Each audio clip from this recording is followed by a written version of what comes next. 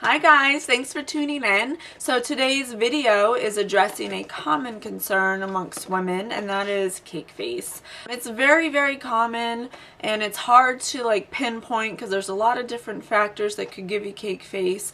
And I'm doing this one a little differently than I've seen others do it on YouTube. Instead of showing you how I do my makeup, because I've already showed you in other videos. Also, we're totally different people, so not everything that works for me might work for you, and vice versa. You know, all these reasons, I'm sure there's more than 10, but these are just the top ones that I feel I hear the most. And also, they're not in any discernible order, and if you have any questions about a certain one, by all means, please ask me. So let's begin. So the top 10 reasons you might be having cake face. 1, the lighting. Lighting is so important. If you're doing your makeup in the bathroom without even a window or any natural light of any kind, and you're just using the soft white yellowish light bulb in there, it's gonna really alter the way your makeup looks, and it kind of causes you to be a little heavy-handed because the lighting's a lot dimmer than when you step outside into the natural light, which is, you know, it's totally different lighting. So the best lighting to do your makeup in front of, if you want it to be super realistic, is in front of a window. You don't want to be in direct sunlight, but if you can be in like an overcast type of lighting, perfect. Or you can get one of those lighted mirrors and sit in front of a window. The mirror I have has 2 lights on the side of it, and they do emulate daylight. So they sell those mirrors at Ulta. I got mine on Amazon. Mine's called the Ottlite, O-T-T-L-I-T-E.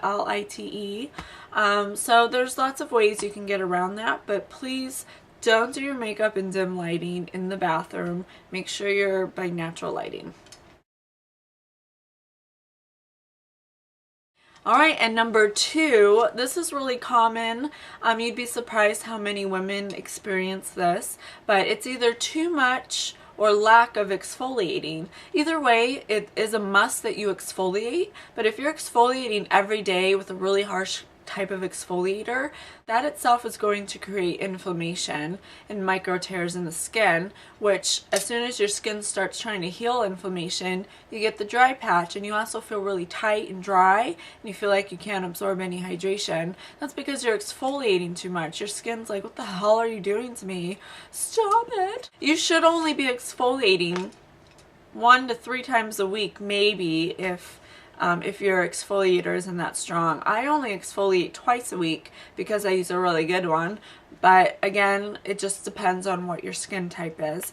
And then there's also lack of exfoliation, which again, lack of exfoliation is going to allow the skin cells to accumulate on the skin. That's the whole point of exfoliation, to slew off dead skin cells so our skin can have a nice pH balance and be able to absorb hydration properly. But if you're not doing it, then you're going to have a really tight feeling face, really dull, really patchy looking, dry patches. It's going to be not glowy at all, and no matter what you put on, no matter what makeup you put on, makeup loves to attach to dryness. So it's really important that you exfoliate that stuff off. Evaluate how much you're exfoliating and how much you're not, and if you aren't sure on what kind of exfoliator to get for your skin type, you can either ask me. I'll engage you and see if I can figure it out, or you can go to your nearest Sephora and go to the skincare and ask an expert you know, what you should be using. Alright, number 3. This one kills me because it's like a no-brainer, but you know, some women just aren't as aware. So the third one is not enough hydration. Your foundation should not be your source of moisture. It should not. Foundation's not for moisture. Even if you use a BB cream, it shouldn't rely on it for hydration alone. You always want to make sure you're moisturizing before you put your foundation on. It's going to set your canvas. It's going to like prep it properly so your skin will be nice and hydrated, so the foundation kind of just glides over it. And it's also going to help your skin absorb it better so it doesn't just sit on the surface, and it'll help the foundation not attach to dry patches. If you're not doing this, this is like an essential step for any makeup artist. No makeup artist on the planet would ever do foundation without first hydrating the skin. Like that, if you want to know a trick, that's a trick. Get your moisturizer, slap that baby on. Too much product. When I try to teach a woman how to properly apply foundation, I try to engage her first and ask her first how she applies it. And 9 out of 10 times, they're going to be applying way too much in one shot. Foundation goes on best when you build coverage. Sometimes you need less than you think. I always go by the saying, less is more when it comes to foundation. So basically you want to start where you feel you need the most coverage, and then blend it out properly. And if you need more, go and get more, because it's easier to add than to take away. Once you slap too much on, you know, whatever your skin can't absorb is going to separate, and that's when the caking happens. So it could be just too much product. 5. This one's very important to me. I never apply any makeup without using a primer first. If you're not using a primer, I guarantee you're going to see at least an 80% difference, if not 100. For one thing, primer gives you that protective barrier between your skin and the makeup. It also helps the makeup attach to something like a magnet so it lasts longer. And it also helps smooth any texture like pores, wrinkles, acne, whatever your texture might be. It helps smooth over, so when you put the foundation over it, it's not as noticeable. So primer is a no-brainer. We like to say at Sephora, it's a crime not to prime. So get your primer out. If you need help finding a primer, because there's 50 million different ones, again, you want to find it for your skin type, please ask me, or again, go to your nearest Sephora. This one I love to tell women, because as soon as you tell them, they're like, oh, that makes so much sense. It's kind of something you learn in elementary school, but you definitely don't apply it to your makeup wear. But it's that oil and water don't mix. They separate. So if you are a dry skin type and you're using a moisturizer that has like an essential oil in it, like olive oil, apricot oil, whatever it is, and you're using a foundation that's water-based, well, those two things are going to eventually separate because they can't absorb each other. So once they separate, then you'll notice cake face. So you want to make sure, if you're using an oil type moisturizer, use an oil type foundation. If you use an oil-free moisturizer, you want to use an oil-free foundation. This one is gross, and to me it might seem obvious, but you know, not everyone is a makeup artist.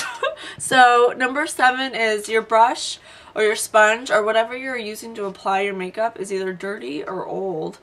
You always want to make sure that you're applying your foundation with either a clean brush, a clean sponge, or clean hands, because your skin, if it detects a lot of bacteria, is going to try to reject it as much as possible. So there's another reason why your foundation won't properly absorb. So it's really important that you're cleaning your brushes as often as possible, and that you are using clean sponges. And if you're going to use your hands, make sure you've just washed your hands and that they're nice and clean as well.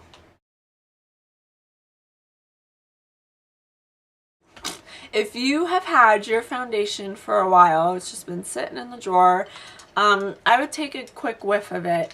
The smell you're looking for to know if it's expired is kind of similar to a box of crayons. Have you ever stuck your face in a box of crayons and just took a big whiff? It's like not an awful smell, but it's how you know when any of your makeup, even your foundation, has expired, because that's the smell it turns to.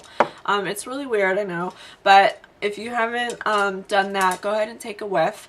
The The expiration date on most foundations is 3 to 6 months. If you're keeping it in room temperature, I can make my foundations last to 6 months. But if you're like carrying it with you in your purse and you're going in and out of the heat, or you're leaving it in the car, that's really going to compromise the longevity of your makeup. So you really want to make sure that you're keeping it at room temperature for optimum results. Otherwise it kind of dries out. All the benefits from your product have probably evaporated by now, which makes it harder for your skin to absorb. And the wrong foundation for your skin type. This is also very common. Some women are afraid to ask for help when they go into a Sephora or something, and they just pick any foundation that they might have seen in a magazine, not really knowing that it might not be for their skin type. Okay, so for example, if you're a drier skin type and you're going for foundations that are oil-free, you're probably going to have an issue, because oil-free foundations, you know, I won't say it for every foundation, but if you're super dry, you want to go with something a little more hydrating. Otherwise, it might actually kind of suck out the hydration that you do have left on your skin, and it can leave you with a really dry, cakey looking mess. And then if you're oily, you want to go for things, then you do want to go for things that are oil free, because if you go with oily foundations, mixing with your oil, it might oxidize and change color, and then it dries, and then you get the cakey effect. So really engage yourself and ask yourself what your skin type is. Do I hydrate often? Do I get shiny in the midday? Does my cheeks feel tight? You know, things like that. And then make sure you're reading the package of your foundation and see if those things apply to you. And I guarantee you'll see a difference in application. We all have a certain undertone. So I'm olive yellow undertone, so I'm warm. And then there's pink undertones, which what you are if you burn easily in the sun and you just get red and angry and it doesn't turn to a tan, then you know you're a cool tone. That means you have pink undertones. If you're neutral, then you have a little bit of the yellow and a little bit of the pink. And a good way to find out if you are is if you burn, but then it immediately turns into a tan. That's how you know you're neutral. So they make all kinds of foundations to match your undertone. But if you are a cool tone trying to get away with a warm tone foundation, it's going to be very obvious that you have it on because it's not matching your undertone. And then vice versa, if you're a very warm tone trying to wear a cool tone, it's going to look ashy, it's going to look gray. It's going to be noticeable that you have it on because it's totally different than what you are. So you want to make sure you're getting the right undertone for makeup. So those are the top 10 reasons why you might be experiencing cake face. If you have any questions or concerns or any of those things didn't make sense to you, please give me a holler and I would be happy to discuss it with you. And also, you guys, I just want to say thank you so much for all the support that I've been receiving. I've been received so positively, and I just really can't believe that I'm being so welcomed, and it feels really good. So I just want to say thank you for that, for supporting me and giving me a chance, and I hope that I meet all your expectations. And again, thank you for watching, thank you for your time, and remember to subscribe and visit me on Facebook and Twitter and all that good stuff so we can all be buddies and we can all follow each other like creeps.